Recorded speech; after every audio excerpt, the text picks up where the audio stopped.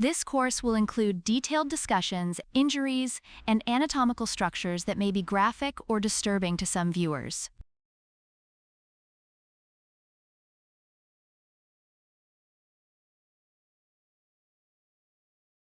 When you're comparing a bite from an animal to a grenade, you know you're dealing with a big animal. Yeah. Was it a great white that did Yeah, it? these are all great whites that have these are bitten all- people okay, here. That's okay. the great whites, as you've heard or will hear, are kind of living in this area as a nursery, where they come, the babies get dropped off, they raise themselves for 3 years, Okay. they grow to about 8 feet, and rarely, but sometimes they'll get confused as to thinking we're a seal. So nursery. Yeah. This is more information I didn't know. So I'm glad you're Again, telling me that now. I held it back from you. You're committed.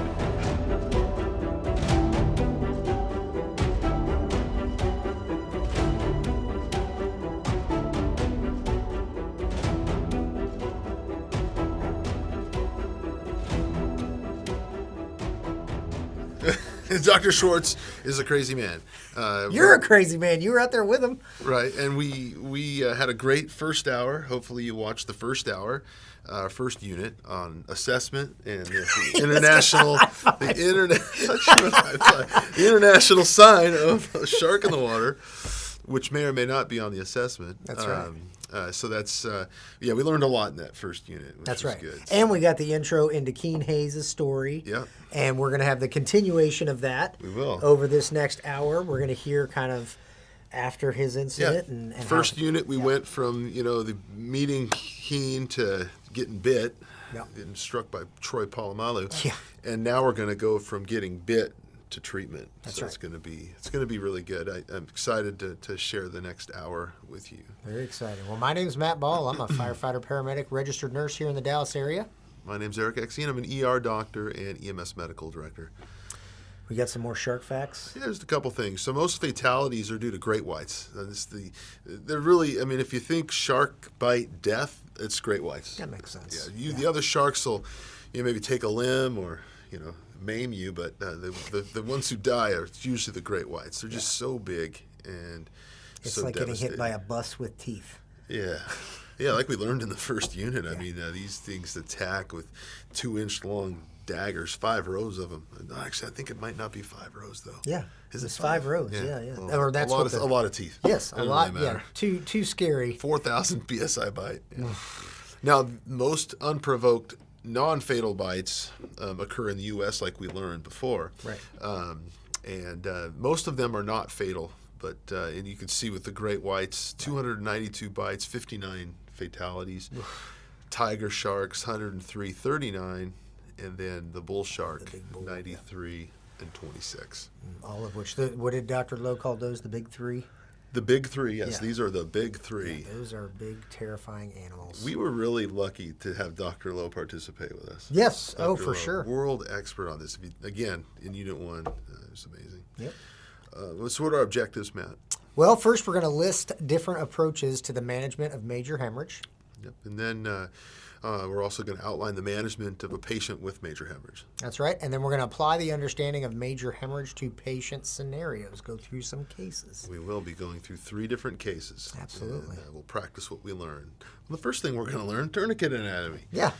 Tourniquet is a French word.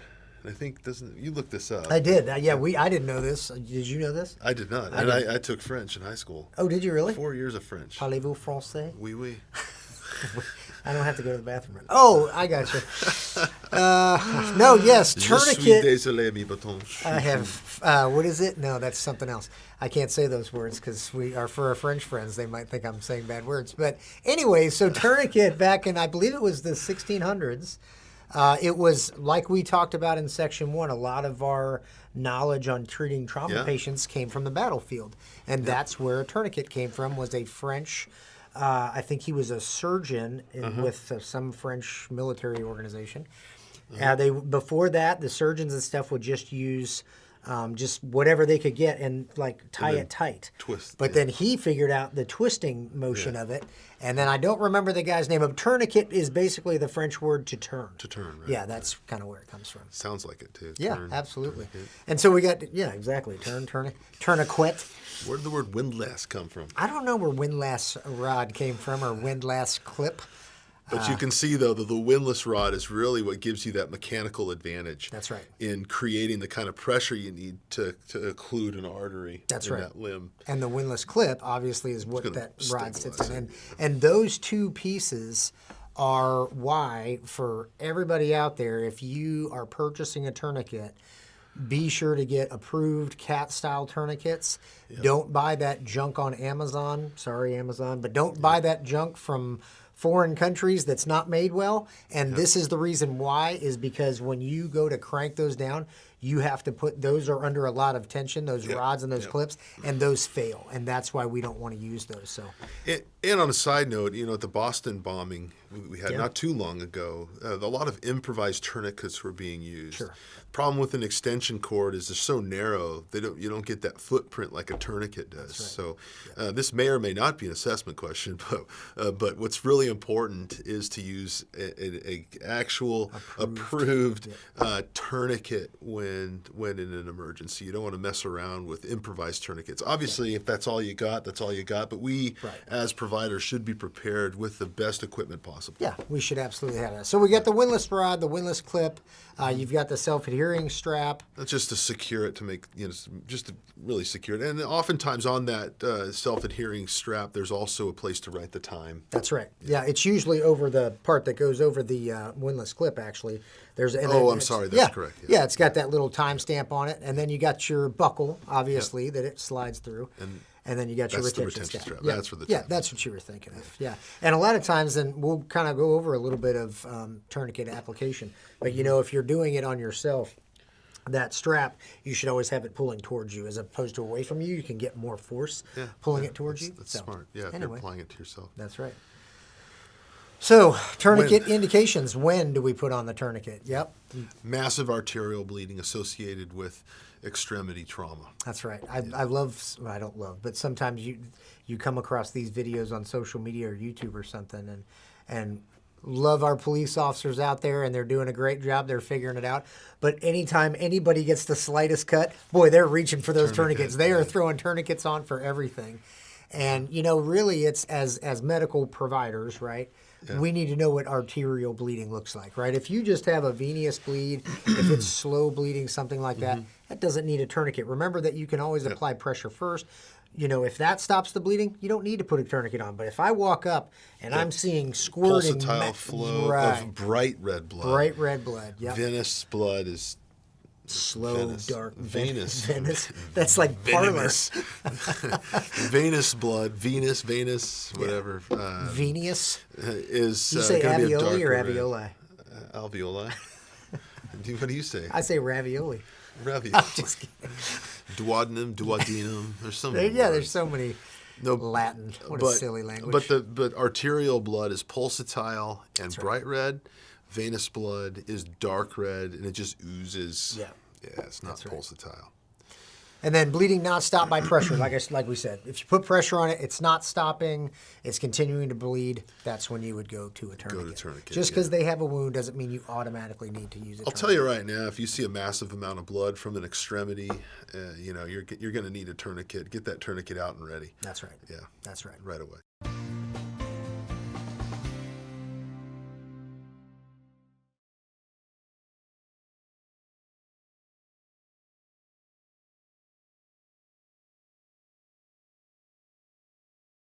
So, when we were out there in San Diego, Dr. Schwartz, along with some of the lifeguards that he's worked with, they demonstrated some of the tourniquet placement. Yeah. We watched this video here. Both these lifeguards actually treated one of the shark bite victims. And it was actually just days before we were down there in San Diego. Yeah. A great white right out in that beach there. So put you the got that strap, the Velcro strap, and you're gonna get it tight. Yep. But then it's that windlass rod that you can see him turning. That's right. Turning it. That's right. That's what gives you that, like we said, that mechanical advantage, and then securing it. Checking for the pulse checking to for see. That's pulses. how do you know if the tourniquet's on good enough, right? Yep. You either you lose the pulse down here or the bleeding stops. Yep. Right. If the bleeding stops, that's good. One thing to note too is that he put the tourniquet, a couple inches proximal to the wound, right? Yeah. And based on where he put it, the injury must be close to the wrist. Exactly. Right. But I think you and I both teach it differently. We ride high or die. We put that tournament up nice and high, as we can go. That's right. And that's kind of one of the things, again, follow your local protocols as usual. But I believe in the theory of ride high or die. And a lot of times you taught me this about how those vessels can suck up, up into the wound. And so if the wound is down here, well, the bleeder might be up here. And if you only go, you might not hit it. And so it's best to go up. Again, these are temporary stop the bleeding measures. Yep. Get them to the facility to where they're going to get taken care of and go from there. And if you do it right, it should be uncomfortable for the patient. It is going to be painful. It's going to be tight. Yes. Yeah. When we first got these in my department and we put them on, those things hurt. So be ready if you have the ability to do pain management. And I do think we mentioned this later, but usually for a lower extremity, larger blood vessels, it's going to require a couple tourniquets placed above the injury. So ride high or die. Yep. And then you tighten with a self-adhering strap like we talked about. Talked about that. Saw that on the video. Yep. Rotate the windlass rod till you don't have the pulse. The bleeding stops. Note the time again, like you said on that strap. Write the time down, especially if you're in an urban or a rural area where you have an extended transport time. Make sure you put that time on there because that could be a factor. Yeah, great. Absolutely. And injuries actually start happening relatively soon. I mean, I think 6 hours is kind of the industry standard for tourniquet placement. When we first got tourniquets, they said you could leave them on for up to 48 hours. That's what we were told. Oh, really? Oh, yeah. Oh, that's what we were well, that's when the damage starts, but 6 hours is kind of the... Right. Anyway, right. Yeah, so that's a pitfall. Be aware of that. Yep, that's one pitfall. Yeah. Don't go over a joint, right? Don't put it on an elbow. Don't put it on a knee, anything like that. You want to go into it. Below. That's right. That's right. And tissue injury, ischemia, fancy word for lack of blood. Yeah, which that's 6 can hours. cause reperfusion injuries, right? That's right. That's right. I actually did research on this. It was interesting. I was putting tourniquets on rat legs, and we were measuring some of the reperfusion products and the damage that they would cause. I want to see a rat tourniquet. Well, it really was just a rubber band. That's right. Oh, rubber band, got it. But it was really interesting to see that reperfusion injuries are real because when you leave those ischemic areas to fester for a while, the body starts making some toxins for cell death. Yeah. And then when you release it, it gets released through the body. Compartment syndrome, and crush injuries, kind of similar. Don't forget to document, obviously. Another thing, too, and we were teaching this class yesterday, and one of your tactical medics brought this up, is that another pitfall to remember is pockets. If you're putting this on a leg, make sure there's no cell phones, specifically cell phones, but nothing in their pockets, or else you won't be able to get a good seal on there. So and then you may want to ask your individual, especially as a male, to rearrange the furniture too. You don't want to put the tourniquet over a testicle or a penis. Yes. And if you have an unconscious patient, right, you want to make sure that you're not putting it over the genitalia. Right. That might you not don't be want to good. cut off circulation to unnecessary areas. Continue. All right. So permissive hypotension. We talked about this in the last unit. We'll hit it again. This is really important. That's right. We're not shooting for 120 over 80. Yep. It's okay to be 80s or 90s. Yes. And again, be mindful if you've got a head trauma patient. That might be a little bit different, and we're not going to get into the pathophysiology of head traumas. But those patients, you want to keep their pressure up a little bit. So be cautious of that. Yeah. Again, for these folks, the goal is to get them in perfusing rhythm somehow to the hospital where they get fixed. That's right. Yeah, head injuries are different animal, which we talk about. Targeting a normal blood pressure, again, like we said, can make the bleeding worse, and maintaining a systolic 80 to 90. That's the goal. That's plenty good enough. You don't need 120 over 80 at all. And we talked about the trauma surgeon. 70 over 40, he's super happy. That's right. IVIO access, again, start your IVs, get the access. You can still do, again, when I went through school, when you went through, it was 2 large bore IVs and then 2 bags of fluid wide open. Well, the 2 large bore IVs is still a good thing, but we're not pouring the fluid to them.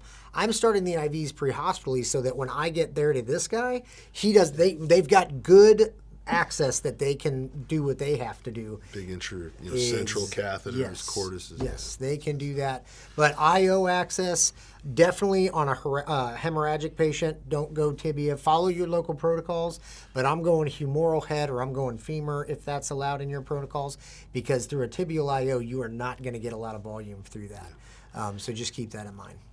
Initial fluid resuscitation with crystalloid as needed, but again, we talked about this before. We want to replace what's lost acutely. Giving IV fluids can actually cause a lot of harm.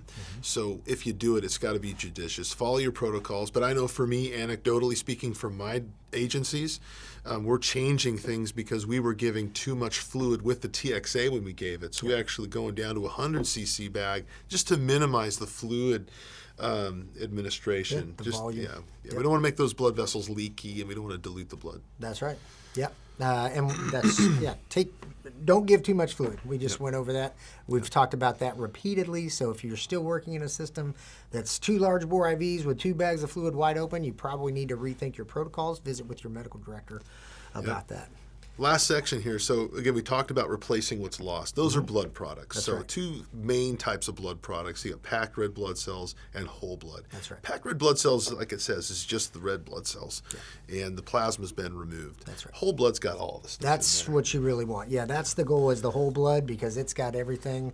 And in our critical care lectures, we talk more about the elements of that. But if you're a paramedic that carries blood, good for your agency. That's what they need. Yep. And so in the hospital, when we have a massive transfusion protocol, it's a number of packed reds and a number of FFP. So it's like you're getting whole blood essentially. Right. It's a 1-to-1-to-1. Yeah. But by getting whole blood, you're just getting everything Yes. there. Getting everything that you need in one place. So now we're going into the next section. Yeah, we're going to start getting into some cases. That's right. And then we'll pepper in some concepts and some important things that we need to understand along the way. And we'll continue watching some of Keen Yes. as The we move continuation through. of the Keen story. Yeah, That's this is cool. good.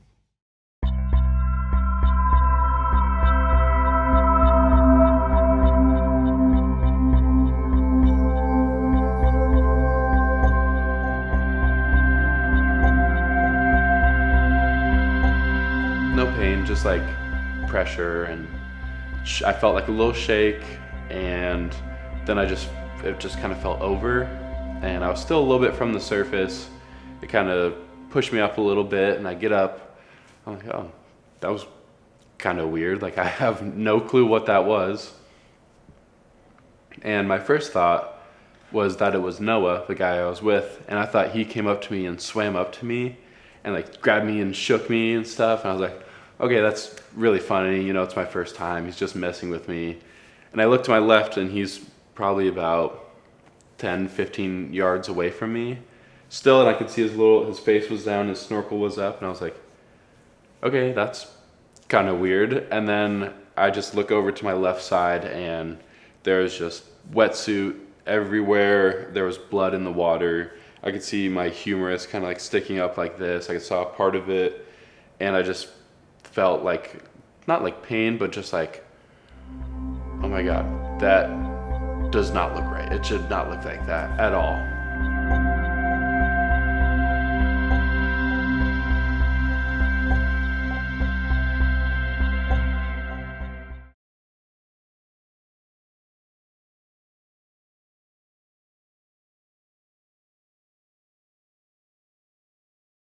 Well, I think the most important thing that people need to know from a pre-hospital care standpoint is you can have small sharks, you can have big sharks, right? The bigger the shark, usually the bigger the teeth, especially for the large 3, right? And what most people are surprised and shocked by is the magnitude of the injuries. In fact, many ER docs have said they resemble more combat wounds than they do any other type of trauma they've seen. Well, we're at the beach, obviously, here with Dr. Schwartz. We're going to talk about some cases. We're going to practice what we've learned. Thanks for sharing these cases with me. You're welcome. Let's talk a little bit about this first one. Yeah, this first one's really interesting. This happened around here, right where we're filming, a little further up the beach. She was a 32-year-old female, and she was swimming with her boyfriend who was surfing, and she always did that. She was in a wetsuit, and she saw this very frightened seal jump out of the water and onto the surfboard. Oh, the seal jumped on the surfboard. Yes, and then she jumped on the I surfboard. didn't know that. No, she jumped on the surfboard with the seal and with her boyfriend. All three are on the surfboard. I had no idea that happened. That's weird. And that turns out to be kind of a characteristic. If you see like animals jumping out of the water, sometimes sharks are around. Anyway, so they're up there, and then the seal just slithers off because the water seemed calm and clear. And so she jumps off, and she immediately got bit right back on her buttocks and the back of her leg. And this doesn't happen often, but the shark actually pulled her down under the water, and she remembers it going from light to dark. And then she sort of passed out, maybe? Yep. Because her boyfriend said she was there for 4 minutes underwater. Really? And then she kind of had this vision of her kids and woke up and thought, if I poke the shark in the eye, it'll let me go. She did that, let her go. She popped up. Her boyfriend had already sent people into the beach, which is really important to get help because the timing on these things is really key. Get the EMS system engaged right away to get them to people who can fix the problem. Right. Get a helicopter going, whatever you need to do. Note to self, Matt. You and I go surfing together, and seals start jumping up on the boards. Yeah. Matt is going to be propulsed by something in his pants to get to shore. Funny. But that is terrifying.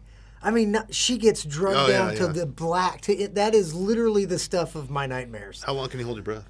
Not 4 minutes. I know. That's crazy. Especially, I mean, think about Terrifying. Think about the fear and I mean.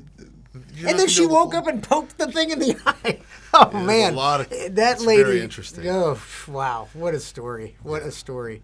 So, what kind of injuries did she have? Large tissue loss. Yeah. Massive tissue loss to the back of the thigh. Minimal bleeding, and no pain. I know a lot of these patients said the same thing. Yeah. Like no pain. That's crazy. You got bit by a great white shark and you don't have any pain. I told you the story earlier. I think it was in Unit 1. A guy, arm pulled off in the conveyor belt accident. No bleeding. Yeah, and no bleeding. pain. Arm pulled off.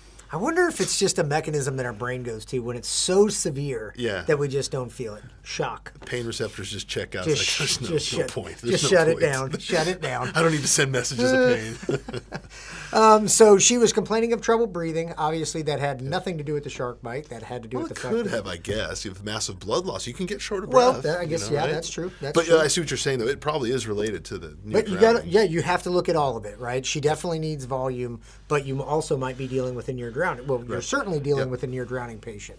Remember, there's no difference between salt and fresh water when it comes to drowning. So even though she was in the ocean, it had no other effect. But she was awake, which is good. Good for her. Awake, And the lifeguards and the medic, they arrived right at the same time. Initial call was for an animal bite or sting, because there's a another lot thing. of stingrays out there. Right, sure. So. And most of the people that you talked to, the lifeguards and the paramedics, said that they always, whenever they got called to the beach, they would always think stingray thing. And they also said, too, that jellyfish. they'll say animal bite just because people listening in, they don't want to attract a lot of media attention. That's right. So That's right. We learned that with Keen's story. So dispatched later as a shark bite. That's when the responding people knew, like, oh, okay, this isn't just a little stingray poke. This Helicopter. is yes, exactly. Well, that's good to recognize that quickly, and that was a good thing. The quick decision to change transport. That's right. We like we talk about, our assessment starts with that dispatch call and that information that we get. Right. All right. So next, what do we got? Going to move on to management of this patient. That's correct. So, one we have note. a special note. Yeah, so I thought this is interesting. They actually used the wetsuit to identify the shark based on the tooth mark sizes And the DNA. The DNA. It's interesting. But the other thing is that it was actually, Keen talks about this, is that because the wetsuits are so tight, it actually helps with hemorrhage control. A little bit of pressure, yeah. Yeah, especially if they have a full long sleeve, which I don't know what this, it didn't look like she had a wetsuit on, but if they have a wetsuit on, and you might want to think about keeping that on, at least till you get them off to the beach, or get them off the beach, because it could help with hemorrhage control. So, very interesting. Yeah. All right, so the patient was semi-conscious, like we talked about. What was her skin? Gray and ashen. Yeah. Lots of pallor. Yeah. The wound to the back of the leg was exposed. No active bleeding again, but no blood pressure either. Oof, yeah. Pretty hypotensive. Again, probably stage 3 or 4 in shock. There's also the issue of the near drowning, too, which complicates things. That's right. You're dealing with multiple issues, not just the big bite. So we got IVs, like we've talked about numerous times throughout this lecture. We're going to start 2 large bore IVs. Mainly, we're just gaining access so that when they get to the ER for this guy, he can do what he has to do, but we're not pouring the fluid to this lady. She has lost volume. So we're just going to give her a little bit of fluid, maybe some pressors to try to get that blood pressure back up. Supplemental oxygen was given to because she was short of breath. That's right. So the patient was moved to the asphalt away from the beach via ambulance to a loading zone, which is good. And we learned about this too, and we'll mention it again, is you want the patient out of the sand. That's right. If you are treating patients on a beach or a sandy area at a lake or whatever, staying out of the sand as best you can decrease the risk of infection. That's right. Yep. Helicopter assessment, shallow breathing. She's tachycardic. Her BP was 90. So like we've talked about, permissive hypotension. That's actually a pretty good blood pressure for the amount of injuries that she had. Yep. So no more fluids were given, right? They didn't need to give any more fluids. Yep. And then... Well, and it makes sense too, and a lot of this is related to the near drowning as well, That's complicated things, but was RSI, rapid sequence intubation, paralyzed, sedated and intubated. That's right. And then airlifted to the hospital to let's get blood. Sedate, paralyze, and then intubate. That would Let's be make better. sure that we sedate first, then paralyze, then intubate. Yeah. There was multiple reasons why this patient probably needed to be intubated. Probably the biggest one, again, was the near drowning. Probably not necessarily the massive trauma. Maybe not, but multiple indicators that she probably needed to be, that was the right thing to do for this patient. Got some vitals here? Yeah, so blood pressure still looks good, 93/67, heart rate's high.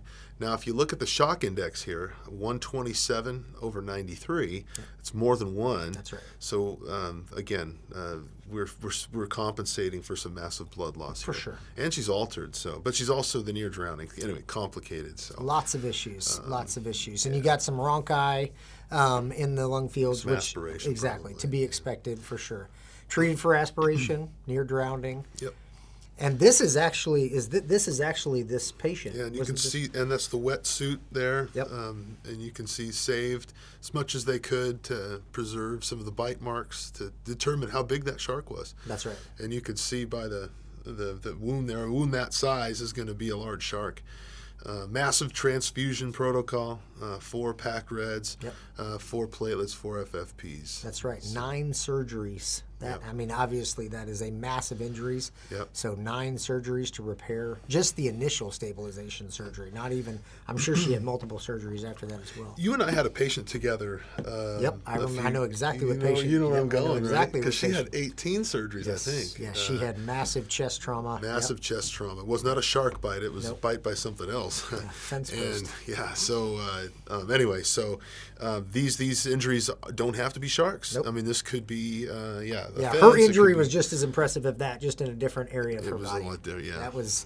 I will never forget that call as long as I live. Lots of antibiotics, physical therapy, counseling too. Can't forget Sure. the emotional impact of being bit by a monster like this. And being pulled under. I still am just thinking of looking up and you just see daylight dwindling away from your life. Oh, But doing well and with a Terrifying. great attitude. You know, that reminds me of Keen. You know, we're going to talk about him more later, but what a great attitude in that kid. This Yes. Obviously, this lady here, a survivor of can't a survive this. horrific injury. Yes, you can't survive this without a good outlook and a good attitude. Well, that's case hugely important. 2. Oh, no, sorry. That's case 1. That's right. Case 1 in Unit 2. Or no, right. sorry. Yeah, Unit 2, Case 1. Section 2. Section 2, Unit Who knows?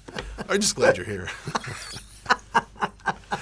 Let's go to Section 3 for case number 2. All right, let's do it.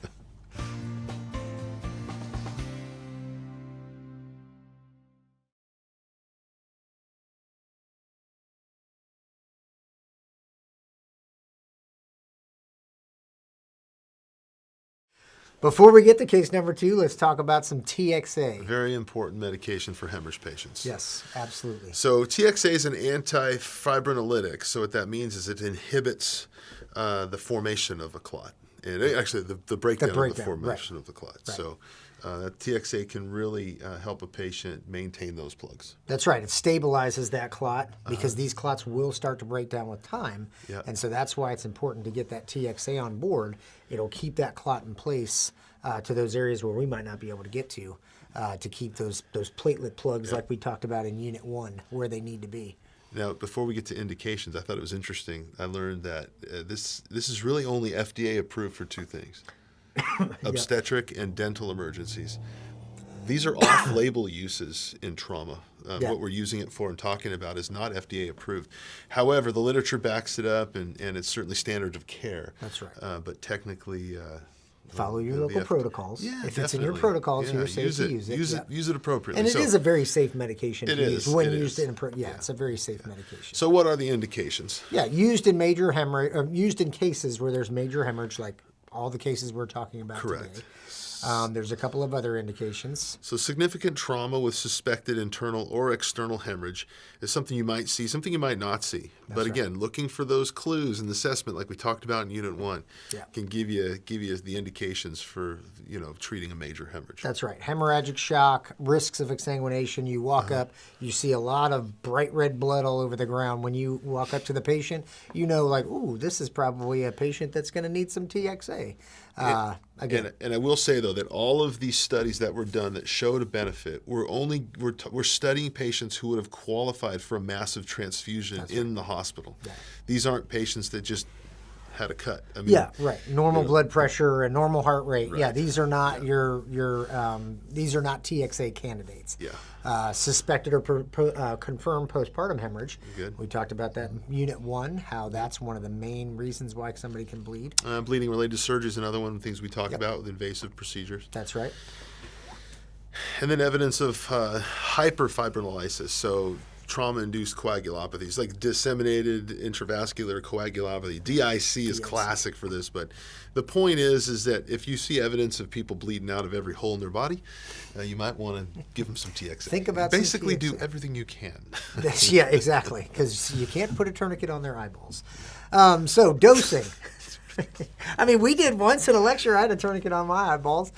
Dosing. You did, Remember? that's right. Yeah, Remember? I You do remember that. threw that shock tato at me. It's like you talked about earlier. Yeah. We used to put this in a 1,000 bag, but then you're having to give all this fluid Yeah. to get your medication in. If you put it in a smaller amount of fluid, you're still getting the same amount of TXA with less fluid, which, as we've talked about numerous times, is good. Yeah, and if you and your agency are using a leader, right, you might want to talk to your medical director or EMS division to change that protocol to deliver the TXA in a small amount of fluid. That's right.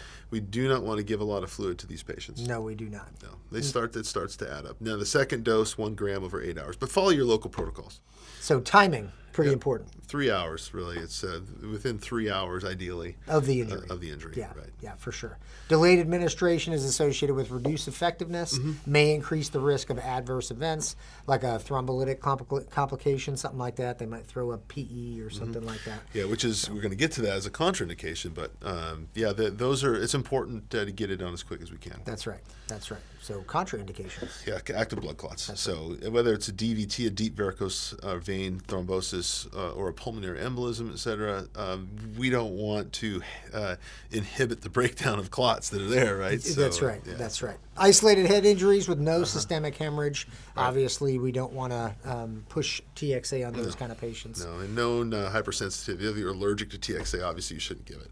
Yeah, which I don't think that's pretty rare, I would think. Yeah, I mean, if you'd had it and you had an allergic reaction to it, and somebody's telling you they're allergic to TXA, That's right. don't give it. But that would be weird. But That's right. It's good to know. Patients with head bleeds, risk of cerebral ischemia, obviously. We don't want to give it to those patients. Yeah. And so when we get to evidence, some of the studies, the CRASH 2 trial, they showed that TXA reduced the mortality with patients that were qualified for the massive transfusion protocol, significant hemorrhage. Right. Guidelines, the WHO, I love that band. World Great band. Health The World Health Organization. Organization. That's not what the WHO stands for with the WHO you're talking about. Right, different WHOs. Yeah. Different WHOs. That's right, different WHOs. But they recommend early TXA, again, in trauma-induced hemorrhage is very effective. So within that 3-hour window, they're hypotensive, they're meeting all the criteria, get that TXA on board, put it in a 100 ml bag. Really, really effective. So now that we've finished talking about some TXA, we're going to get to our next case. But first, we're going to throw it to Dr. Schwartz to introduce this. Another interesting case. Now, this one wasn't in this area. This was up close to Monterey. Correct. At a place called Lover's Point. Lover's Point. Yeah. Not a place I'd want to take my wife, but after you told me about this case. So tell us about it. So 62-year-old swimmer. Yeah. Now, actually, we talked about this before. The most common injuries, shark bites, are for surfers and swimmers. Yeah. So this is a swimmer. Right. And the swimmers swim, beyond the surf break. So they're more in the water where most of the sharks are. A lot of the sharks are not in the waves. Kind of like where we were. Yes. Okay, keep going. Again, I didn't tell you No. because I would have never gotten you out there. So Oh my word. But anyway, he finished his swim, mile and a half swim, 150 yards offshore, and a 15-foot great white shark bites him, and supposedly there is security video that shows the shark completely coming out of the water, turning around and Right on dunking top him, of him? 12 feet into the underwater. Ah, Yeah. what a nightmare. I know. And then immediately the shark lets him go, Really? but it's like from you to me away from him, and he's shaking his head, which sharks seem to do for some reason. And he kicks it in the face and it goes away. Wow. And Wow. he was pretty torn up. He got bit across both legs. You know, the shark's, biting him like this. So back, abdomen, and one arm. Fortunately for him, there was a police officer and a nurse in the water. Wow. There was a guy on the beach teaching beach safety to kids from Kansas. I don't think they're going in the ocean soon. A live practicum. Yeah. Hey kids, come over here. Exactly. And so that guy who was on the beach did something smart. He took 2 surfboards out to go get the guy. And then the police officer and nurse helped them all push the guy in. Again, no first aid was done on the board, but fortunately the guy made it. But when he got on the beach, there were 2 ICU nurses and an ER doctor. Wow. Yeah, and they applied 3 tourniquets out of T-shirts. Really? 2 across each leg and 1 across the left arm. Not definitive, but at least slows the bleed. Yeah. Yeah.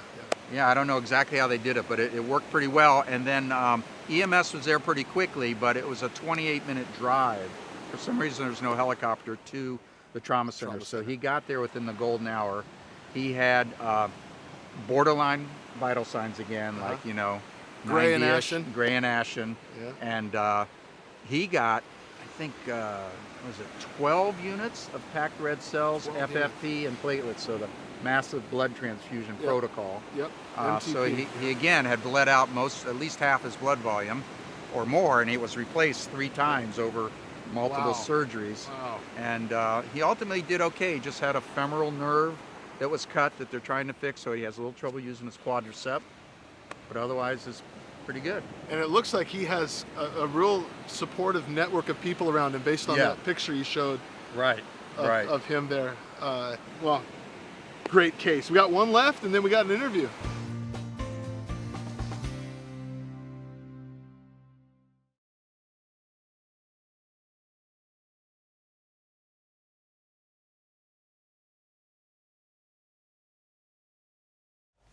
Well, we've reached the case. The final case with Keen. Yes, the case that we have been following since Unit 1. You've been following along with us. Yep. The story of Keen Hayes, young man bit by a great white shark. From the introduction of him to his lobster diving to Palomalu, the bite, and then the bleep moment. And, And we're going to review some of the treatment now and look at how some of what we've been learning was employed to save Keen's life. This is great. This is super important. Super exciting. Before we get to that, we're actually going to start at the beginning with the dispatch of Keen's actual call, hear that, and then we'll go through the case. Let's go. We have a shark attack. I'm asking for a helicopter. We need to airlift somebody out for a shark attack.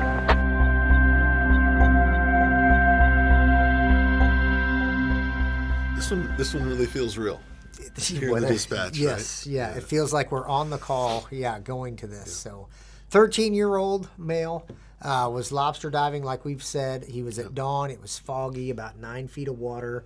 Yeah. Crazy kids out there diving in the... Never done it before, like you said. Oh, that's got to be terrifying. And then hit by a great white. Bam! Just comes in. No pain. No warning. Just thought his buddy was pranking him. Yes, isn't that crazy? Yeah. Didn't realize it till he surfaced and saw all the wetsuit and the injury. Yeah. Swims to a kayaker about 70 feet away. Because I guess, if I remember right, the kayaker was a little bit closer to shore. Correct. And he felt like that was a little bit of a more immediate way to get some help. And the kayaker, of course, had his expletives to share before taking it back in. Which I can't say that I'm blaming. I might have said the same in that situation. Yep. And then so the kayakers took him into shore. There was another kayaker that kind of came in, and they helped him, took him into shore. No first aid initially. Yep. Blood was spurting. Yep. Yeah. So what's that tell us? Arterial Tourniquet, bleed. if possible. Yeah, arterial bleeding, exactly. And then there was lifeguards nearby, which This was wasn't. Yeah, go ahead. Fortuitous. I mean, this was normally they aren't there at this hour of the morning. Right. But they were there because they had some sort of a surf contest or whatever it was. Yeah. So the lifeguards were there, Thankfully and the for call for animal bite or sting came out. Thinking stingray, 'cause it's very common in this area. That's right. But that obviously wasn't the case. That's right. Something a little bit bigger. And then dispatch notified them, like in the last case, after they got the initial call, that it was actually a shark bite. Right. And that's when they knew, like, oh, okay, this is probably something pretty serious. And, BLS or ALS, they're calling for a helicopter. We talked about this yesterday about being able to differentiate sick from non-sick from the door. And, immediately upon seeing this patient, he's sick. When you say shark bite, I'm immediately thinking sick. Yeah. And I don't know if this came out clearly, but I mean, his arm was detached. I mean, it really was. Joint was totally exposed and disarticulated. Yeah. He's awake and alert and not having any pain. So this was a really significant injury to the left shoulder girdle. Yeah, and he actually even got hit in the neck too, and it came very close to his jugular. Yeah, that's right. It had one tooth that kind of grazed him here, and then one of those some sort of a puncture. 5 rows of razor blades. Oh man, what a tough nightmare. kid. Cut the wetsuit off. That actually, we talked about saving the wetsuit, but he talked about that in his interview. I'm not sure if we played that exact clip, but that again, like we've talked about, keeping that wetsuit on while they were bringing him probably helped him from bleeding out too much, which is pretty cool. It did, and I still, I wonder, because a lot of the, I guess conventional knowledge for me as an ER doctor is to eliminate that contaminated get it off material and get sterile dressings on it. Get it, keep it as clean as possible. Yes. But there's also the pressure component, which I guess you're going to have to use your knowledge to critically think. That's the difference between your world and our world, because we don't have that sterile environment. Well, unfortunately. but you got 4x4s and stuff like that. You can. But sometimes when you're in the sand, you're down in the sand and the dirt. You got to do what you got to do. But it's very. That's funny. Yeah. So they did apply the combat gauze, a medicated gauze that'll help blood clot up, and we got some towels, oxygen, protected from the sand, which was key to reduce the risk of infection. Yeah, they kept him kind of on the surfboard kayak, so these people knew not to get him into the sand. And then again, the providers called. There was actually a paramedic and an EMT on the ambulance. Correct. They called for a helicopter because they knew that he was going to have to go to a large trauma facility, and it was far enough away that he was going to need to be airlifted there. So, so again, think about where you are in relation to trauma centers when you're looking at these major hemorrhage patients. Yeah, you want to know what the capabilities are of your hospitals around. Speaking of hospitals, the hospital course for Keene, hemodynamically stable when he got there. Yep. The decision was made to perform the definitive surgery initially. Yeah. Yeah. Yeah. Well, they actually, I remember he said they had three different options, I think they said, of surgery for him. And because he was young, because he was stable, they decided to kind of do everything now, but they had to wait for these different surgeons to come in and all kinds of stuff. But and now we're going to actually hear from Keene his perspective. We always look at and talk about our perspective as the first responder. Now we're going to hear the patient's perspective. Yes. This massive traumatic event, massive injury to this guy, and now we're going to hear what it's like to be one of these patients. Yep. And instantly, I just started screaming for help. I was just, help me, grabbed my arm like this, and just started swimming this way. Finally, I reach a kayak that's about probably 75 yards away from me, and I just hit the kayak, grab it with my right arm, this arm's still in like this, and I just do one big kick with my feet and pull myself in and just flop and roll, and this side's up. And then all I hear is the guy on the kayak just go, "Oh shit." And they just kept asking me like, "What's your name? Where are you from? What are you doing today?" Just keeping me kind of alert and orientated.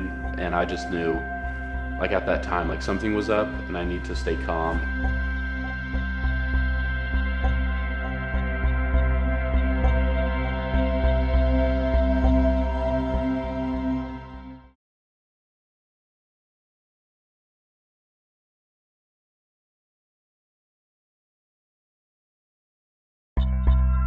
He pulls up in a truck, and I just felt one of those big wool, like, warmth blankets. I just felt that get wrapped around me, and I just felt a ton of pressure on my side. And I was like, ooh, doesn't really feel good, you know? They just applied pressure on my open wounds. They put a O2 mask on me, talking to me, trying to get me, you know, to stay with them and make sure I'm talking, and, you know, my airway wasn't affected or anything like that. And they weren't able to do a tourniquet. Billy said he wanted to do like the quick clot gauze, like the gunshot that kind of expands, but since it was so wide open, it would have just made more of a mess, and there really wasn't anything to do with that. Remember landing in the actual helicopter, they pulled me out, and it was like a scene from a movie, like where you see the blades going by, then you see the sky, and then you go into the doors, and everyone's around you, you see the lights passing by. I just remember kind of just sitting there, waiting for a while, and waiting, and then finally they put me out. Wow, what an amazing kid, an amazing story. Hope you guys enjoyed it as much as we did. We're going to summarize this stuff with a little bit of content left. Morsels. We got some morsels. Not pearls. Pearls are mollusk irritants. We are talking about some delicious little pieces of food that we get to eat. That's right. Little tidbits, that morsels. we've been slowly feeding you over the last 2 hours. So, hemorrhage patients. Yeah. Hemorrhage patients. The first thing we can do managing a hemorrhage, obviously, is pressure. That's right. You know, when I have scalp lacerations in the ER, oftentimes what I'll do is I'm trying to figure out what's going on, to see what's going on. Yeah, 'cause the hair. I will stick my finger in areas where I think that blood vessel is under the tissue, and when that spurting stops with the finger pressure, I know that There it artery is. is under there, Yeah. right? And we'll keep my finger there, and that's actually saving the patient's life, right? Yeah. It's and then I can throw the stitch or whatever to stop that that bleeder. But you know, the direct pressure is what that is, and it doesn't take a lot of fancy stuff. It just takes your hand. Yeah, well, it depends on the size of the vessel. Depends on the size. Yeah, if you're dealing with a femoral artery, it's probably going to take more than your hand. But this is the first thing we use, right? Pressure. That's right. And then, arterial bleeding, we talked about that, but, talked about obviously that pulsatile extensively. flow of Yep. bright red blood. Right. Not good at estimating blood loss. I don't think there's really anybody that's good at estimating blood loss. So just look for objective signs of massive blood loss. You know, if you just see a little bit, it's probably fine. You know, think about like a 2-liter. That's kind of how I picture it in my mind. What would a 2-liter bottle of Coke look like spilled out on the ground? That's a lot of fluid. But we're not good at it. They studied this. There's a study done, and they took a fixed amount of blood and spread it all over, and they had multiple people come in and guess. And the guesses were all over the place. We really don't do well at that. No. And like you said, we should stick with the objective signs. That's right. With the vital signs, physical exam Skin signs, color, the history, all the mechanisms. That's where that's where the truth is, and that's right. what we should act on. Exactly. Hemostatic dressings and wound packing. Remember again that those are going to be more for your junctional areas. Yep. You've got a penetrating trauma to the shoulder, to the groin or hip area. That's where you're going to use those hemostatic dressings. Do not use those in an abdominal injury. If you have a gunshot wound to the abdomen, it's just too big of a space, and you're shoving stuff in there, you're going to damage vital organs and probably make the problem worse. So that's kind of where we use those. Yeah, we're going to do the best we can to stop the bleeding, and these dressings can help, but be careful. Yep. You never stick your hand where you can't see it. And if you don't have hemostatic dressings, it's not a big deal. Get some cling and just start feeding that cling into the hole, and you pack that hole as tight as you can. Yep. And that's because we'll throw that hemostatic dressing in there first, and then if there's still room in the hole, we'll follow it up with cling. That's good. And wrap it nice and tight. Good advice. So, we've mentioned this before. It's never hurtful to say it again. Early identification. Yeah, that's right. I think earlier we said early recognition, but early identification, early assessment, and finding those injuries, and being prompt about getting them to the place where they can be fixed. That's right. Rapid transport. Yeah, whether you're BLS, ALS, critical care, doesn't really matter. We all have to identify the problem. If you're BLS, you're looking at either getting more help there on the scene or getting en route quickly. And really, if you're ALS or critical care, you're getting en route. All these fancy skills that we're doing, you should be doing those skills en route to the facility. We talked about the signs of shock, the stages. Hypovolemic shock. Yeah, that heart rate's going to increase first. Typically, the pump's going to try to speed up to compensate for that. And then altered mental status, you're a big Yeah, if the proponent of brain's that. not getting blood, you're going to be altered. And don't forget, if you have a pregnant patient, make sure you lay them on their left side. Be That's careful. You could block those big vessels down there. Another thing is look at the patient's history. If you have an older patient that's on medications like beta blockers that's going to keep their heart rate low, remember, they could still be in shock with a heart rate of 60 or 70 because they have medications prohibiting their heart rate from increasing. And that may or may not be an assessment question. Those beta blockers can really get in the way. There you go. Yeah, Wink, be wink. careful with this. Don't forget about airway management. No, don't forget about airway management. This is important. That's right. That's the A in March. Massive hemorrhage first, but airway management can be a killer if you miss it. So That's right. Hypoxia is another big problem with these trauma patients for sure. Lethal triad. It's another thing to remember. Yep. Hypothermia, acidosis, and coagulopathy. Coagulopathy. I love that word. That was amazing. I love that. I bet you can't say that again. Oh, I can't say that again. It's like parlor. I hate all these big fancy words. But it doesn't matter. It's the coagulopathy or whatever you said. It's all. Coagulopathy. We don't need to know specifically what they are, but we do need to know though is that when we can't stop the bleeding, it's lethal. That's right. And obviously, if you lose a lot of blood in a traumatic situation, acidosis you're at risk of acidosis, which screws up a bunch of bodily functions and can lead to death. Yeah. And obviously, the temperature. Hypothermia. Keep these patients warm. We keep forgetting this. Your car wreck victims, you get them in the back of the ambulance, you're cutting all their clothes off, all that stuff, and they're losing volume. They're losing the thing that's trying to keep them warm, right? Carry blankets in your ambulances. Get these patients bundled up. Keep them warm. Doesn't matter what the temperature is outside. Make sure you're keeping your patients warm. It's just as important as volume and oxygen and all these other things that we're talking about. And of course, this is kind of a fun thing we learned. Shark in the water, and that's the universal sign. As scary as it was to be out there, Dr. Schwartz was telling me that the sharks attack from underneath and from behind. And so when I was out there, I was looking around. And then you're never going to see them. Those suckers are swimming at you at 50 miles an hour. Here comes a truck ready to eat your leg off. Well, Matt, it's time to do our summary. Yep. ACE learning points. ACE learning points. So the main thing that we talked about today, or over the last 2 units, I guess, is being able to assess major hemorrhage is crucial with these patients. Yep. Being able to early identify that you're dealing with one of these hemorrhagic patients. And if you have an extremity hemorrhage, tourniquet placement is the cornerstone. That's right. Management. Pressure first, like we talked about, pressure first. But if you need that, if you see that obvious arterial bleeding, get that tourniquet on quick. We talked about wound packing, pressure dressings, all those kind of things. Again, these are all BLS skills that anybody can do.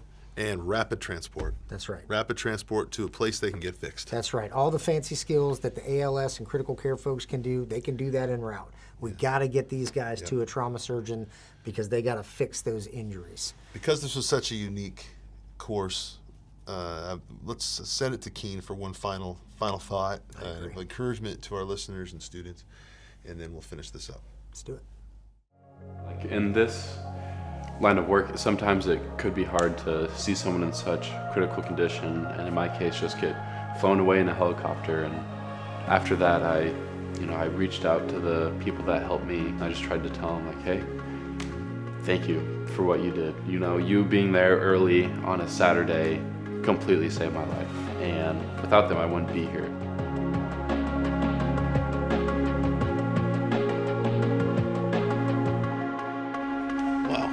Pretty cool lecture. Long time in the making. This was pretty cool. Yep. And so many people to thank. Dr. Schwartz, our medical director friend out in San Diego. Dr. Lowe. Dr. Lowe at Cal State Long Beach, world's shark expert. So generous with their time. And then Dr. Schwartz set up a lot of meetings with lifeguards, the paramedics, and then the Hayes family. Keen. Amazing. Added so much to our lecture. I hope you guys learned a ton. Yes. Do you have a highlight, Matt, before we close out? Well, we talked about it. Yeah, Keen. That was I think Keen was just he was the Did we highlight do of the our whole thing. highlights? He was I don't know. He was the highlight of everything. I think so. His story is amazing. Absolutely incredible. You obviously got to go and swim with great whites and do all those kind of things. I don't know if I'd say I'm necessarily jealous of that. But I mean, that it's was cool. my highlight. You get to say that you did it. Yeah, and I think that it was like you know, like we were learning with the sharks. It's Yes. it was just, I knew they attacked from the back and from underneath, and I was just constantly looking around.